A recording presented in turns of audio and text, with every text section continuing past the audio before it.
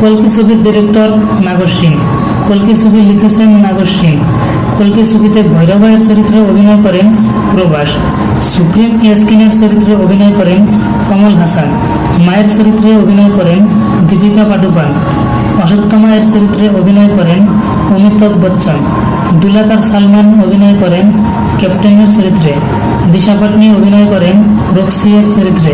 আন্নাবিন অভিনয় করে কিয়ারা এর চরিত্রে। কীর্তি সুরেশ অভিনয় করে বুজ্জি এর চরিত্রে। মালবিকা নায়ার অভিনয় করেন উত্তরায়ের চরিত্রে। শাশ্বত চ্যাটার্জি অভিনয় করেন কমান্ডারের চরিত্রে। অর্জুনের চরিত্রে অভিনয় করেন বিজয় দেবেরকুন্ডা। মৃণাল ঠাকুর অভিনয় করেন দিব্যা এর চরিত্রে। পশুপতি অভিনয় করেন ভিরানের চরিত্রে। কল্কি ছবির IMDb রেটিং 10-এর ভিতর 7.7। কল্কি ছবির ডিরেক্টর নাগর সিং।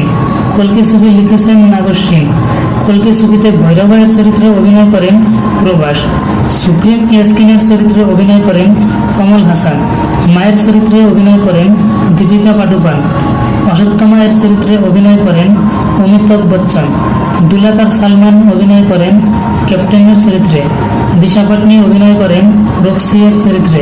আন্নাবিন অভিনয় করে কিয়ারা এর চরিত্রে। কীর্তি সুরেশ অভিনয় করে বুজ্জি এর চরিত্রে। মালবিকা নায়ার অভিনয় করেন উত্তরায়ের চরিত্রে। শাশ্বত চ্যাটার্জি অভিনয় করেন কমান্ডারের চরিত্রে। অর্জুনের চরিত্রে অভিনয় করেন বিজয় দেবেরকুন্ডা। মৃণাল ঠাকুর অভিনয় করেন দিব্যা এর চরিত্রে।